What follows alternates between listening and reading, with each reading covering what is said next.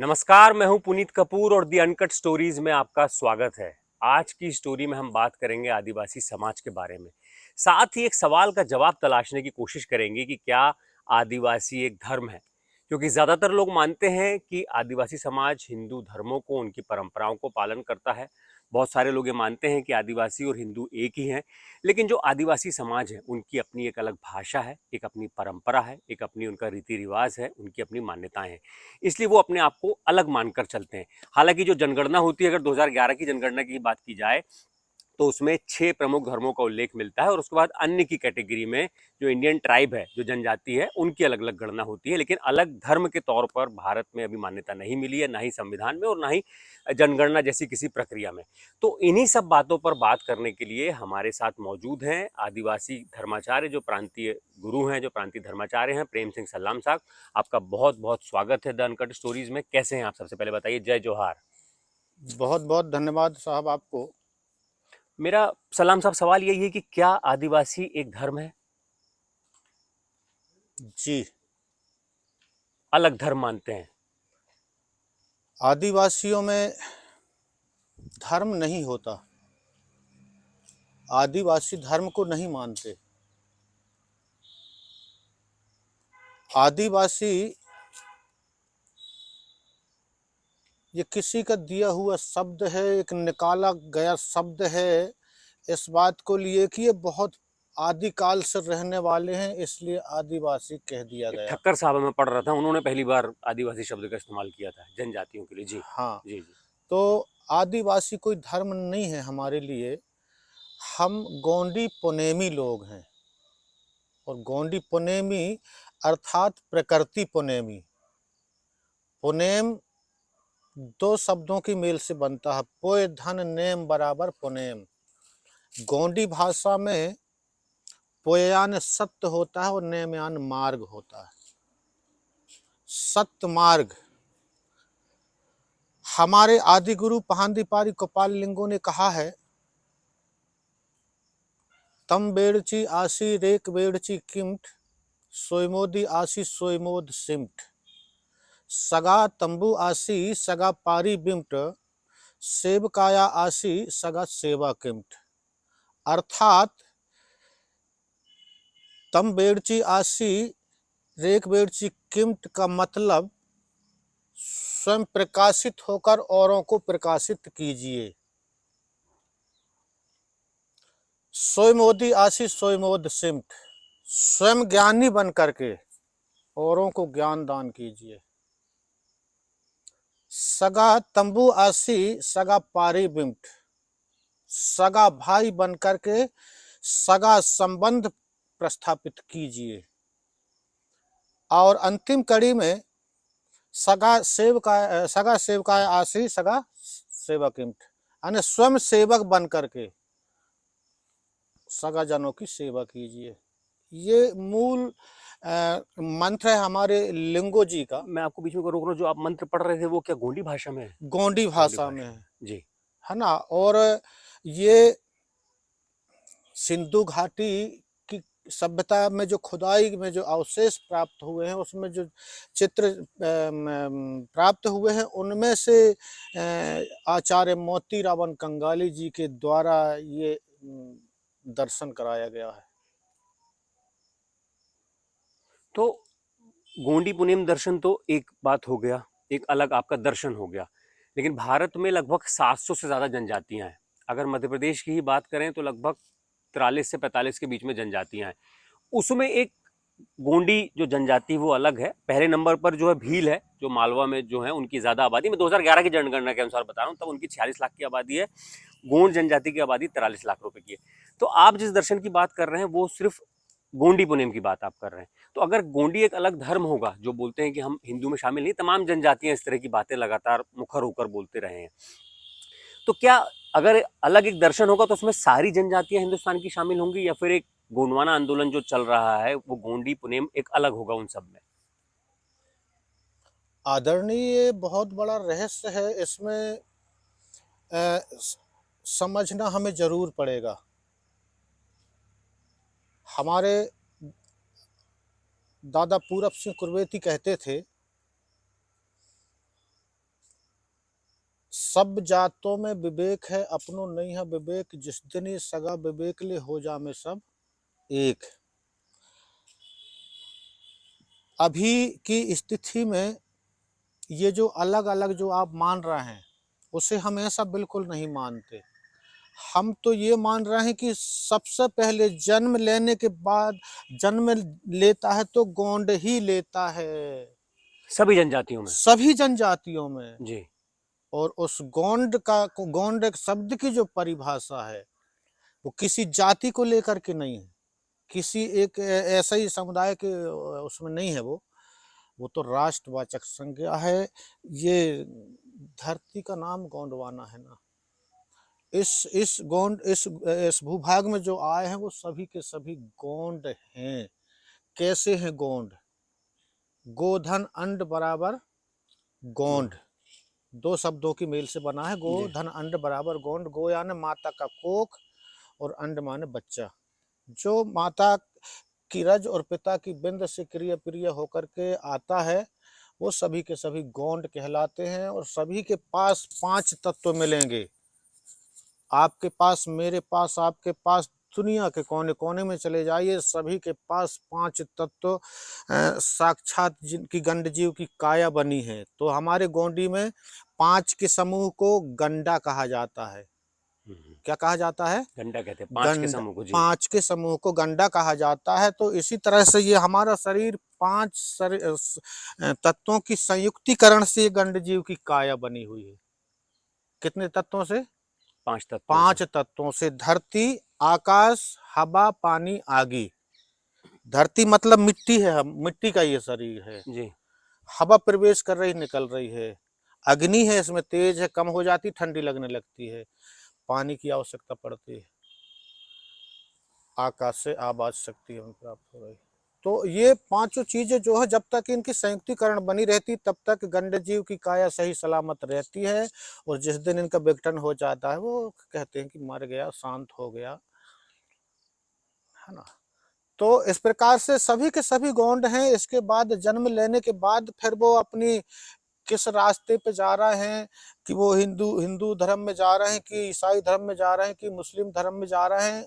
और इन सभी धर्मों का एक विशेष महत्व है। जन्म लेने के बाद एक क्रिया होती है, जिस जन्म संस्कार के समय में हिंदू धर्म में यदि सम्मिलित करना है तो उन्हें यज्ञोपवीत मुंज संस्कार में शामिल होना पड़ेगा, तब वो हिंदू कहला पाएगा। वैसे हिंदू नहीं जी। बनता, जन्म से हिंदू नहीं है वो। तो इसी तरीके से ये बपतिस्मा संस्कार अदा करना पड़ता है, तब ईसाई बन पाते हैं। खतना संस्कार अदा करना पड़ता है, तब मुस्लिम बन पाते हैं। तो ऐसे ही गोंडी व्यवस्था में प्रकृति दर्शन के अनुसार जो चल रहा है, जन्म के संस्कार, विवाह के संस्कार, मृत्यु संस्कार, वो सभी के सभी, ये अलग नहीं है, ये भील अलग नहीं है, कोरकू अलग नहीं है। यह हम सब एक एक परिवार के लोग हैं। इसी गोंडवाना के सभी गोंडियन लोग हैं। जो सबसे अलग पहले वो मुंडा है, उनकी एक उरांव है, पहचान, खारो है, नहीं सब। नहीं, हाँ। उनकी एक पहचान है। वो उनके कुल चिन्ह के आधार पर उनका नाम स्थापित हो गया। उनके जो कुल चिन्ह होते हैं, आदिवासियों में, गोंडियनों में जो 3 कुल चिन्ह होते हैं, पशु, पक्षी और वनस्पति। वनस्पति, उनमें से किसी न किसी 3 में से किसी न किसी एक के नाम से प्रसिद्ध होकर के वो गोंडी भाषा में भैल माने मगरमच्छ होता है। भैल माने मगरमच्छ, तो उनका गंड चिन्ह धारक मगरमच्छ हुआ करता था। तो उसी पर से भील, उनकी भीलों का। हाँ, भील हाँ। भील समुदाय कहने लगे उनको। जी, जी। जो है ना, उनकी भी संख्या बढ़ी तो ऑटोमेटिक उसमें। तो इस तरीके से कोरकू यानी मुर्गी को कोरक कहते हैं गोंडी में। जी। तो जो जिनका गंड चिन्ह धारक मुर्गी है, वो कोरकू कहलाने लगा। तो ऐसी बहुत सारी जातियां, ये परमार, जिनका चीता चीता जो है कुल चिन्ह होता है, वो उन्हें परमार कहते हैं। जी। तो ऐसे हम गोंडवाना का सांस्कृतिक इतिहास हमें इस बात का दर्शन कराता है कि यहाँ कोई नहीं है सिवाय गोंडियन के, कोई है ही नहीं है। अपने अपने को वो क्या क्या मान रहे हैं वो एक अलग विषय है, लेकिन आप इनमें इसके बावजूद भी आप देखिए भीलों में भी जल जंगल जमीन की आस्था देखेगी आपको, कोरकू लोगों में भी मिलेगी, माड़िया लोगों में, संथालों में भी, अगारिया में भी, गोंड प्रधान, नंगारची, ओझा, बैगा, बिंजवार, तमाम सभी में प्रकृति के प्रति पूजा पाठ। अभी आप दीपावली में देखे होंगे, आप बैतूल से छत्तीसगढ़ से, महाराष्ट्र का कुछ हिस्से से दियारी पर्व पर अलग दर्शन कराया गया है कि किस किस किस चीज की त्योहार है जा, किस चीज का पर्व है जी दीपावली। अपने यहाँ ऐसा नहीं होता। किस बहुत तरीके से क्षेत्र मनाते हैं वो जनजातियों में? कुल मिलाकर के ये दियारी पर्व जो है, देवदानहारी बराबर दियारी देवों को मानने वाले हम लोग, तो उन समस्त देवी देवताओं को जो है जी। अ, समस्त देवी देवताओं को नया अनाज, जो स्यारी में दो पक्ष होती हैं, एक रबी की और एक खरीफ की, तो जब स्यारी की जो अभी जो फसल, जितनी फसल आई है, धान की खरीफ शुरुआत की हो जो तो फसल है धान जी, से हाँ। शुरुआत होता है। जी। अनाजों में आदिवासियों ने, हमारे पुरखों ने सबसे पहले यदि किसी अनाज को यदि प्राप्त किया है तो वो धान को प्राप्त किया है। किसको? धान को धान पहले को, जी। जिसका चावल बनता है, इसको पहचाना है अनाजों में सबसे पहले। तो ये सबसे पहला, जिसे हम अन्न देवता कहते हैं, जो हमें उसको खाने से हमें पूरा जीवन, ऊर्जा मिलती है, ताकत मिलती है, इसलिए उसको देवता। तो उसे हम, हमारे पुरखे, हम जितने हमारे पूर्वज देवी देवताओं को मानते हैं, उनको नया अनाज नहीं खिलाते तब तक हम उसको नहीं खाते। तो ऐसी परंपरा, तो उसी अन्न और धन की, मतलब जानवरों की भी के माध्यम से ये सब खेती किया जाता जी। है। जी। वैसे तो खेती होती नहीं है, हम्म। उसमें गाय की जरूरत पड़ेगी, हमें अब बैल की हालांकि मशीनें आ गई हैं, ट्रैक्टर, तमाम वो एक साधन। अलग विषय है। जी, लेकिन पहले के समय की बात करें तो है ना? जी। तो उस आधार पे तो उनसे काम लेते थे, तो उनको उनके उनके द्वारा जो पकाई हुई फसल का भी खिचड़ी नहीं खिलाते थे। ऐसा नियम था कि जो एक पुसई धान होती है, जो बिना कहीं भी नाली वाली में अच्छी दिखती है, जिसे पसई कहते हैं, तो उसकी खिचड़ी खिलाई जाती है देवों को पहले। इनको, अच्छा, जानवरों को, गाय बैलों को, मवेशियों को, भैंसों हाँ को। हाँ। ऐसा कि वो जो अपने आप प्राप्त भई हो कहीं, ऐसे।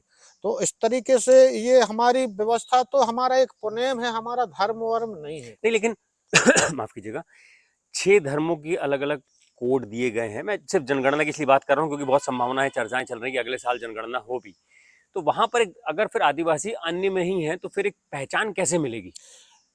ये इसके इसके इसके साथ आदरणीय एक बात बता दूं मैं आपको, और मैं तो बहुत बहुत आपको धन्यवाद करूंगा। हम एक ऐसी जगह में बैठे हैं आज है, जिसे लखन कुंवर की नगरी के नाम से जाना जाता है, यह स्थान, जी। जिनका ये पूर्वज सिद्ध बाबा का स्थान है। यहाँ पर कली कंकाली दाई का भी स्थान है। जी। तो ये पूरा सिद्ध है, स्थान है, शांत क्षेत्र है। तो ऐसे जगह में बैठ कर के जो मैं आपसे अवगत कराना चाह रहा हूँ, वो पता नहीं आप लोग समझ पा रहे हैं कि नहीं समझ नहीं पा नहीं, रहे जरूर समझेंगे, आप समझाइए। हैं। एक बार जरा मुझे फिर से अवगत कराएं। मैं ये पूछ रहा हूँ कि अलग से आदि बहुत सारे लोगों में ये इस तरह की धारणा है कि आदिवासी हिंदू में शामिल होते हैं, लेकिन आपसे लगातार हम बात कर रहे हैं और तमाम लोगों से बात करें तो पता चलता है कि नहीं, आदिवासी हिंदुओं से एकदम खुद को अलग मानते हैं, क्योंकि हिंदू एक धर्म है, सिख धर्म है, इस्लाम एक धर्म है, मुस्लिम आते अब हैं उसमें से। देखिए, मैं तो फिर समझ गया। आदिवासी कहाँ पर आएंगे? आदिवासियों का इस धरा पर सबसे पहला स्थान है, गोंडवाना के गोंडियनों का सबसे पहला स्थान है। ये भारत अकेला नहीं, ये 5 खंड धरती को गोंडवाना कहा गया है। अच्छा, इसलिए फिर कहना है कि आपका धर्म का कुछ है ही नहीं, सब हमारे हैं, सब पूरी हमारे दुनिया में हैं, जो लोग हैं सब सब हमारे हैं। आदिवासी हैं, सब हमारे पुरखों ने उन सबको आसरा भी दिया भाई, जी। है ना? तो हमसे अलग कोई नहीं ना, हम कोई से अलग हैं। ये यहाँ आकर के आप लोगों ने देखा होगा, हमारे साथ बहुत बड़ा षड्यंत्र रचा गया। आर्य और अनार्यों की लड़ाई का दर्शन कहीं ना कहीं आप लोग देख पाएंगे इतिहास के माध्यम जी, से। आपने आर्य का जिक्र किया, तो मैं भी जो हाँ, लगातार पढ़ रहा था कि जो जनजातियां हैं वो द्रविड़ियन कल्चर को फॉलो करती हैं, वहीं से भाषा उसी तरह, इसलिए क्या आर्यों को लेकर विरोध है? और हाँ, एक देखिए जो मोटा मोटी विरोध नहीं है, जी विरोध नहीं है। हमारा हमारा कर्म है, हम हमें इस पेड़ से हमें जो आवश्यकता पड़ रही है और वो प्राप्त होता है, हमारा कर्म है, इसकी रक्षा हमें करना है, मतलब करना है। और हमें अब इसकी परिक्रमा करना है तो कैसा करना है, वो हमारी व्यवस्था है। तो हम अब हम उसको उसकी बात करेंगे ही। अब उसकी बात करने पर यदि किसी को बुरा लग रहा है तो अब उसके लिए हम क्या कह सकते हैं। लेकिन हम नहीं कह रहे हैं कि हम आप लोग ऐसा क्यों कर रहे हो, और जहाँ कहने लायक है तो वहाँ कहने में भी हाँ, कोई। आप नहीं कह रहे हैं कि वो ऐसा क्यों कर रहे हैं, लेकिन वो कहते हैं कि उल्टी घड़ी क्यों चलती है, उल्टी हाँ, परिक्रमा क्यों करते हो, तो हाँ, उस उसको लेकर एक है ना। तो हाँ पूरा का पूरा कुल मिला के हम प्रकृति के आधार पर हैं। और हमारे पुरखों ने इस जिस समय मैं बता रहा हूँ कोड की जो आप बात कर रहे हो ना, तो 1871 से इसकी शुरुआत हुई है, जी 1941 तक था जो है 9वें नंबर पर जी 41 तक। हम्म और वहां से लेकर के यहाँ तक हमें स्थान मिला हुआ था कि नहीं जी हुआ था। अब इसके बाद सरकार कौन की बैठ गई यहाँ पर, कांग्रेस की। और कांग्रेस के समय से जो जनगणना शुरू हुई उसमें हमारा कॉलम हटाया गया कि नहीं हटाया गया। तो ये हमारे साथ भेदभाव है कि नहीं नहीं। तो आपकी मांग है ऐसा कुछ होना चाहिए, फिर वही जिक्र मांग आता है कि अगर मांग है कि अलग धर्म अगर मांग रहे हैं तो फिर तो जब सब हमारे हैं तो फिर जरूरत ही नहीं है उसकी। हम मांग नहीं रहे हैं, आवेदन कर रहे हैं जी लोग अपनी अपनी भावनाओं से। लेकिन हमें मांगने की जरूरत नहीं है, अब हम ऐसा समझ रहे हैं। तो जो भावना है, जो भाव है, उसमें अगर अलग से कोड मिलता है तो उसमें सारी जनजातियां शामिल होंगी, सब लोग शामिल होंगे सब उसमें। लोग शामिल होंगे। सबके भले ही रीति रिवाज अलग मतलब हैं। जो अभी वर्तमान में भारत के गणना के आधार पर 703 या 5 ऐसा जातियां हैं। 730 के आसपास भी कई जगह 730 के जिक्र आस बताते हैं, जी कोई जी 785 बताते हैं। तो ऐसा, तो वो सभी के सभी।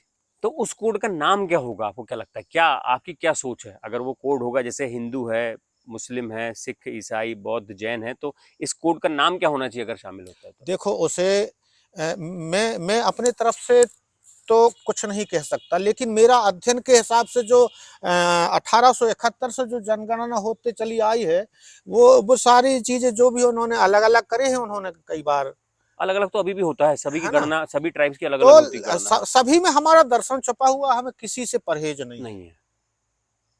हम प्रकृतिवादी हैं, हम सब जो भी नाम मिल जाएगा हम उसमें तैयार हैं। अच्छा, अलग अलग जो 730 है, इसके अलावा जो मध्य प्रदेश में करीब 43-44 जनजातियां हैं जिनको रिकॉग्नाइज किया गया है, उसमें मैं देख रहा था कि गोंड में अकेले सबसे ज्यादा उपजातियां हैं, 50 से ज्यादा उपजातियां हैं। तो सभी लोगों का कल्चर जो रीति रिवाज है वो एक ही है क्या, संस्कृति? बिल्कुल बिल्कुल एक है, बिल्कुल बस वो अपने वनस्पति और उनके हिसाब से जो कुल चिन्ह के हिसाब से अलग अलग है। बिल्कुल बिल्कुल। जो बाकी भी जनजातियां हैं, क्या सभी में संस्कार एक ही तरीके के हैं, अलग अलग है? सभी में एक ही तरीके के हैं। कहीं कहीं कुछ बदलाव जो हुआ है, उसी को लेकर के गोंडवाना समग्र क्रांति आंदोलन चला करके दादा ने एक सूत्र में बांधने का प्रयास किया है, और वही काम हम लोग कर रहे हैं। उसमें सभी लोगों को शामिल करने की जो कोशिश है। अलग अलग समझ रहे हैं अपने आप को कि हम प्रधान अलग हैं, नगार जी अलग हैं, ओझा अलग हैं, उन्हें हम बता रहे हैं कि ऐसा नहीं है भैया, ऐसा है। तो अलग अलग जो गोंडवाना, जो गोंड जनजाति है, उनके क्या तीज त्योहार क्या होते हैं प्रमुख? गोंडवाना के तीज त्योहार लगभग लगभग दादा कंगाली साहब ने इसमें 22-23 त्योहार लिपिबद्ध करके दिए हैं। जी और इनको जब हम खोल के देखते हैं तो हमारे एक एक गांव में दिखा थे, एक एक मोहल्ला में दिखा थे, जहां जाओ वहीं दिखा थे। अभी जो पर्व चल रहा है वो पूरे इसमें रखा हुआ है कि जी। रास्ता में कई मड़ई देखता है, हम आप लोग भी देखता अच्छा, है। ये तो क्योंकि अभी हम समझने की कोशिश कर रहे हैं जनजातियों को, तो एकदम शुरुआती है, समझ बहुत सीमित है। तो जिस तरीके का ये दर्शन है, बाकी दूसरी जनजातियों में भी दर्शन है या सब इसी को फॉलो करते हैं? इसी को फॉलो करते हैं, इसी को फॉलो करते हैं। सभी लोग, मतलब आपकी जानकारी में है, अगर उधर भील है जो मालवा हाँ, इलाके में, चाहे झाबुआ, अलीराजपुर ले लीजिए, खरगोन, खंडवा, धार, वहां भी क्या इसी दर्शन को पढ़ते हैं या सिर्फ गोंड समाज के लोग पढ़ते हैं इसको? नहीं नहीं, सभी लोग पढ़ रहे हैं। पूरी जनजातियों के लिए पूरी ज, एकमात्र उपलब्ध पूरी दर्शन यही है। पूरी जनजातियों के तो लिए इसी में सारी चीजों का जिक्र इसी मिलता में है। समाहित। लेकिन भाषा अलग अलग है सबकी, भाषा अलग अलग। सब द्रविड़ियन, उसी से मिलती जुलती हाँ भाषा है ना, हाँ उसी हाँ। कल्चर से निकली हुई भाषा। तो जैसे कोरकू लोग कोरकू भाषा बोलते हैं, भील लोग भीली भाषा तो बोलते हैं। मूर्ति पूजा कोई भी जनजाति नहीं करती? मूर्ति पूजा किसी में नहीं है, कोई बानन लगे हैं ये वो देख के एक अलग विषय है। मूर्ति पूजा किसी में नहीं है। मूल रूप से प्रकृति के पूजक हैं। बिल्कुल बिल्कुल प्रकृति के हम उस परम शक्ति बड़ा देव को ऐसा मानते हैं कि वो हमारे साथ चल रहा है। हम जहाँ बुला रहे हैं वहाँ आ रहे हैं, वो हमें हमारी रक्षा कर रहे हैं, ऐसा हम उनको मानते हैं। इतनी दृढ़ता से मानते हैं उनको, भरोसा से मानते हैं हमारा समाज। और उन्हीं के कारण जो आप इन्होंने बताया है कि राजा रावण के पास पुष्पक विमान था। पुष्पक विमान था मतलब उड़ता था वो। और 10 द्वीपों का स्वामी बताया गया है उन्हें। 10 द्वीपों के अधिपति थे वो। लेकिन सोने के लिए एक ही स्थान पे आते थे, इसलिए उसे सोने की लंका कह दिया गया। सोना मत आग लगता ही नहीं है। कहाँ कहाँ सोना जल सका? सोने की लंका जल गई कह के बताए है ना, तो कहाँ लग जला सोने की लंका? तो ऐसा हमें एक ऐसा भ्रमित किया गया है, ऐसा हमें आर्यों ने की कूटनीति में हम लोग फंस चुके हैं। आजादी के पहले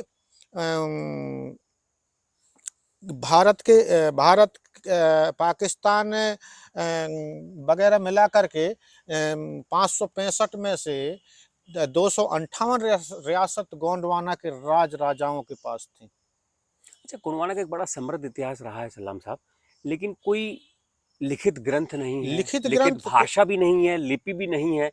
तो फिर कैसे मतलब आगे इसको कंटिन्यू करने के लिए मुश्किलात नहीं आते हैं? जैसे हर नहीं। धर्म का एक अपना ग्रंथ है, आप तमाम धर्मों को देख लीजिए, उसमें ग्रंथ है, उनकी एक भाषा है, उनकी एक लिपि है, जिससे वो आगे जाते हैं और समृद्ध होती है।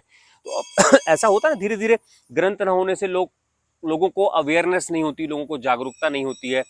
बहुत ज्यादा जो नई पीढ़ी आ रही है वो लिपि सीखेगी कैसे, भाषा सीखेगी कैसे वो गोंडी भाषा? हमारे बीच में मुझे ये बिल्कुल नहीं समझना चाहिए कि मेरे कारण इतना बड़ा आंदोलन चल रहा है। मैं कुछ भी नहीं हूँ।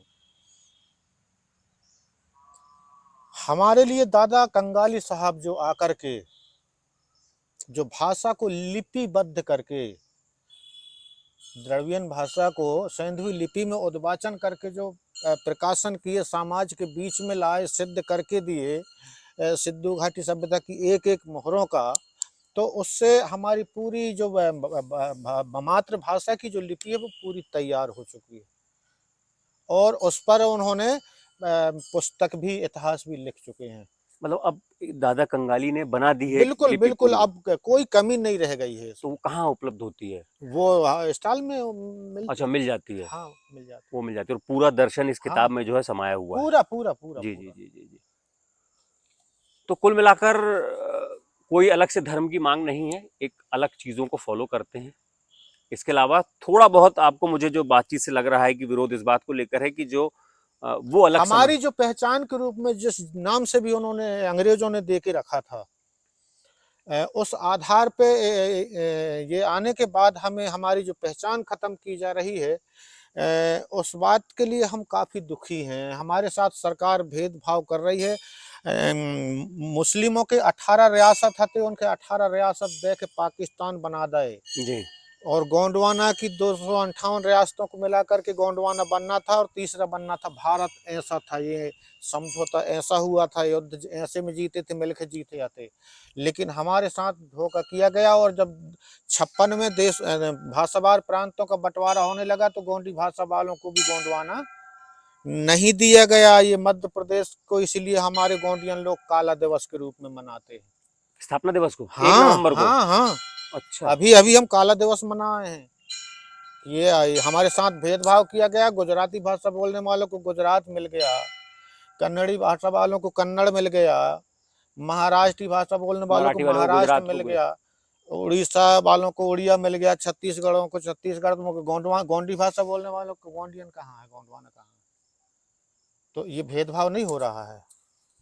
तो उस इस भेदभाव को हालांकि हमें अब आप लोगों ने जो जो हीरा मोती हैं, जो हमारे बीच में ऐसे महापुरुष, जैसे पहले जो राजा रावण हुआ करते थे, हिरण्यकश्यप हुआ करते थे, राजा बलि हुआ करते थे, जालंधर जैसे वीर योद्धा हुआ करते थे, महिषासुर, गयासुर, भैंसासुर, बाणासुर, ये साधारण पुरुष थोड़ी थे। आखिर हैं तो हमारे पुरखे ना, हमारे जैसे जन्म हुआ था ना, माँ बाप की क्रिया प्रक्रिया से जन्म हुआ था ना।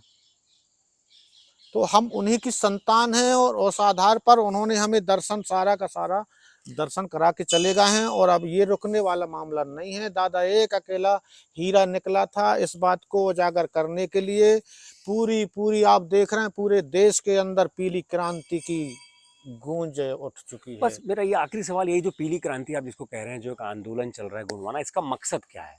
पीली क्रांति मतलब गोंडवाना मय मकसद क्या है? मतलब आगे कुछ लक्ष्य होना, गोंडवाना मैं कैसे होगा? हमारी हमारी हमारी जो गोंडियन व्यवस्था है, हमारी जो आदिवासियत व्यवस्था है, क्या व्यवस्था है वो जिसको लागू करवाना चाहते हैं? जो हमारी जन्म के संस्कार वाली प्रक्रिया है, विवाह के संस्कार वाली, मृत्यु के संस्कार वालियों में गैर आदिवासी, गैर पुनेमी लोगों की व्यवस्थाएं हमारे ऊपर थोपते जा रही हैं। नहीं, मुझे लगता है सलाम साहब कि लोग तो खुद से अपना रहे हैं ना। मैं जो देखता हूँ अपने आसपास, जो शहरों में 10% लोग ही अगर आ गए हैं, तो वो साथ में तमाम जगह हिंदू धर्म को पालन करने वाले लोग रहते हैं, तो रहते रहते वो भी फॉलो कर रहे हैं। कोई, मुझे लगता है, किसी को दबाव तो नहीं देता है। उनको दबाव नहीं है, उनको इसकी जानकारी नहीं है। मैं बता रहा हूँ आपसे, जिस दिन इसको जो भी व्यक्ति इसको एक बार नजर डाल लिया है, वो तुरंत अपनी जगह में आ जाता है। तो वही जो पीली क्रांति है, उसका मकसद क्या है?